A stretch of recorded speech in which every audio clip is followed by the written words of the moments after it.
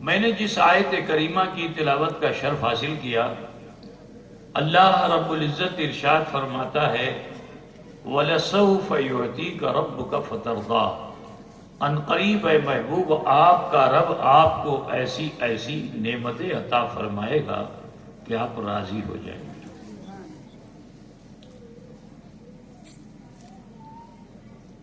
ہر مخلوق رضا الہی کے لیے ذکر اللہ میں، تسبیح الہی میں لگی ہوئی ہے۔ ساری مخلوق اپنے رب کو منانے میں لگی ہے، لیکن یہ کون سی ذات ہے کہ جس کو رب منا رہا ہے، جس کو رب راضی کر رہا ہے؟ تو بتاتا چلوں کہ یہ وہ ذات ہے کہ جس ذات کا وجود نور الہی سے ہوا۔ شمع نبوت جب اللہ نے روشن فرمائی تو اشک بار ہو گئی۔ اس کی اشک باری ایسی کہ رحمت باری کو گوارا نہ ہوا کہ جس کو میں نے اپنی مشیت سے، اپنے نور خاص سے تخلیق فرمایا ہو اور وہ اشک بار ہو۔ تو رضائے مصطفیٰ کے لیے اللہ رب العزت نے لفظ کن کا اعلان فرما کر مخلوق کو تخلیق فرما دیا۔ اب جو مخلوق تخلیق ہو گئی تو رب العالمین نے سوال کیا، ارشاد فرمایا الست بربکم، پڑھائی شروع، مدرسہ کھل گیا۔ الست بربکم، کیا میں تمہارا پروردگار نہیں؟ تو سوال اس سے کیا جائے جو جانتا ہو۔ نہ جاننے والے سے اگر سوال کیا جائے تو وہ سوال محمل ہوتا ہے۔ مثلاً یہ اشرف العلوم ہے، آپ اپنے بچے کو بحیثیت طالب علم یہاں لائیے اور حافظ عبدالجلیل صاحب کے سامنے زانوِ ادب طے کرا دیجئے اور یہ کہیے حضرت یہ میرا بچہ ہے، ابھی ننھا سا چھوٹا سا بچہ ہے، اس کی بسم اللہ کرا دیجئے، اسے پڑھائیے بھی۔ اب اگر حافظ صاحب اس کو اپنے سامنے بٹھال کر بغیر کچھ سمجھائے سوال کریں تو کوئی باپ ہے جو اپنے بچے کو حافظ صاحب کے پاس رہنے دے گا؟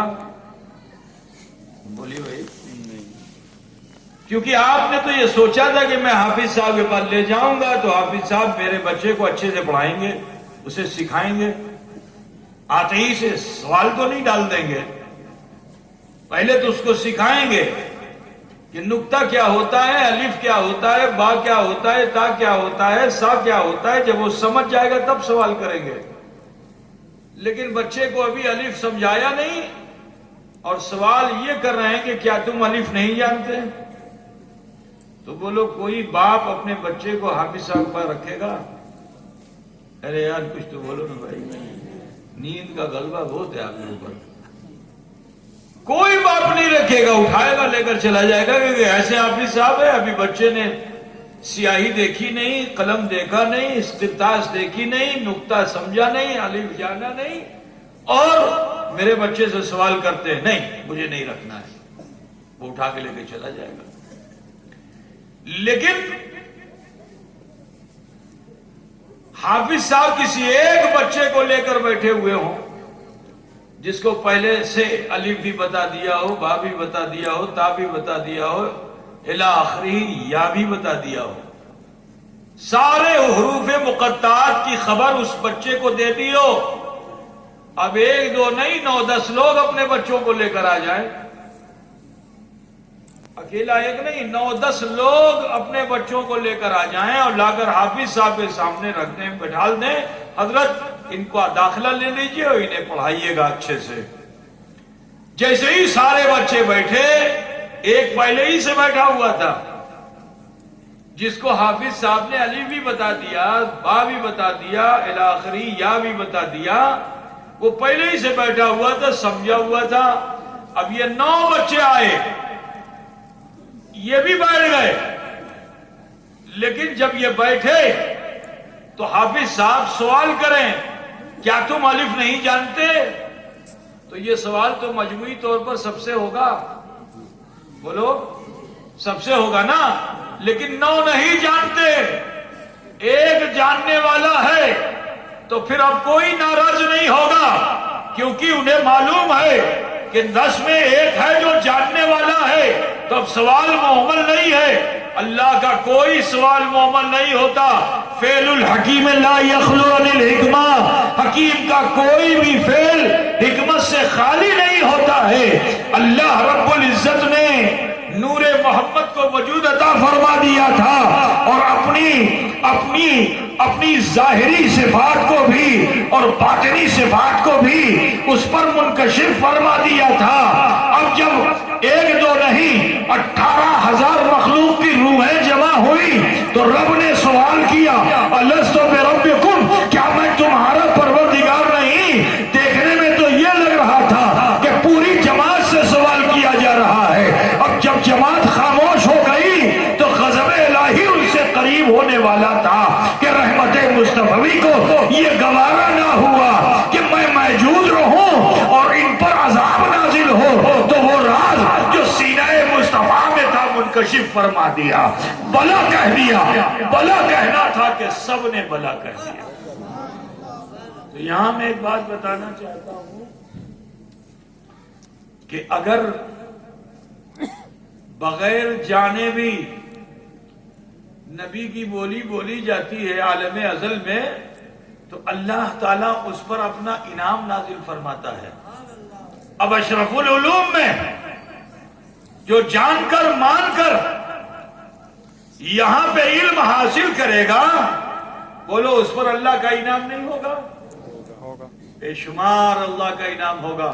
برادران ملت اسلامیہ قالوا بلا، کہہ تو دیا سب نے، تو اس میں تو انفرادیت ہوئی نا حضور کی، تو حضور صلی اللہ علیہ وسلم کو خوش ہونا چاہیے تھا، لیکن اشک باری کم نہ ہوئی، یہ رونا جو ہے کم نہ ہوا۔ اب جب اشک باری کم نہ ہوئی تو اللہ تعالیٰ نے رضائے مصطفیٰ کے لیے مخلوق کو مقام عطا فرما دیا۔ ہر مخلوق کو اپنے نور سے رب نے تخلیق فرمایا، لیکن اس نور میں نور محمد کو بھی رکھا، اس لیے تاکہ رضائے مصطفیٰ حاصل ہو، مگر وہ شمع نبوت ہے کہ اشک بار ہے۔ یہاں تک کہ عزیزو، اللہ تبارک و تعالیٰ نے، پروردگار عالم نے، جب عزازیل کو زمین سے اٹھا کے آسمان میں پہنچا دیا، پڑھنے ہی پڑھانے کا ماحول ہے، پہنچا دیا تو وہ معلم بن گیا ان فرشتوں کا، اور ان سے وہ کہنے لگا کہ دیکھو اگر اللہ کا حکم نہیں مانو گے تو لعنت کا طوق تمہاری گردن میں ڈال دیا جائے گا۔ یہ سبق دیتا رہا۔ اسی درمیان اللہ تعالیٰ نے پھر فرشتوں سے ارشاد فرمایا انی جاعل فی الارض خلیفہ، میں زمین پر اپنا نائب بنانے جا رہا ہوں۔ تو دیکھو صحبت کا اثر ہوتا ہے، اسی لیے کہا جاتا ہے اچھوں کی صحبت میں رہو۔ عزازیل اگرچہ عابد تھا، جنوں کا سردار تھا، لیکن اس میں تکبر آ گیا، یہ میں فرشتوں کا معلم ہو گیا، متکبر بن گیا۔ تو جب تکبر اس میں آ گیا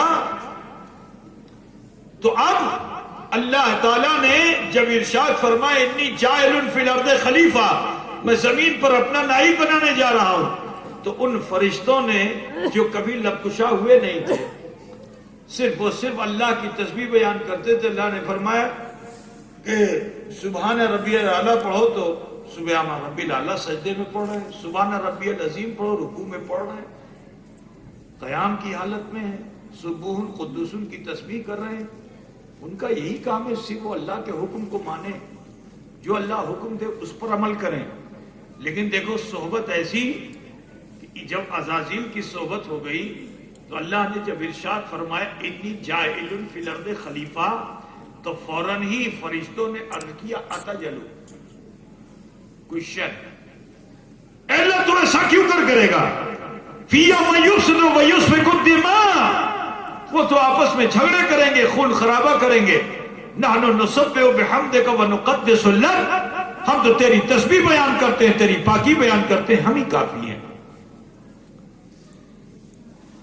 اللہ تعالیٰ نے ان فرشتوں کو آگاہ کیا کہ انی عالم ما لا تعلمون، جو میں جانتا ہوں وہ تم نہیں جانتے، کیونکہ تمہارا علم محدود ہے اور میرا علم لامحدود ہے.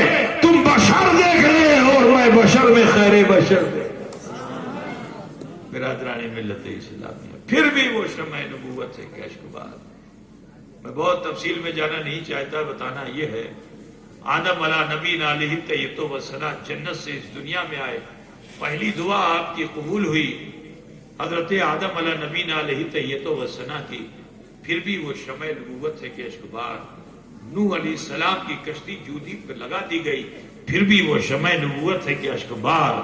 حضرت موسیٰ کلیم اللہ کو طور پر تجلی دے دی گئی، پھر بھی وہ شمع نبوت ہے کہ اشک بار. حضرت عیسیٰ علیہ السلام کو حیات کے ساتھ آسمانوں میں بلا لیا گیا، پھر بھی وہ شمع نبوت ہے کہ اشک بار. حضرت ابراہیم خلیل اللہ کو نار نمرود میں محفوظ کر لیا گیا، پھر بھی وہ شمع نبوت ہے کہ اشک بار. عزیزو، حضرت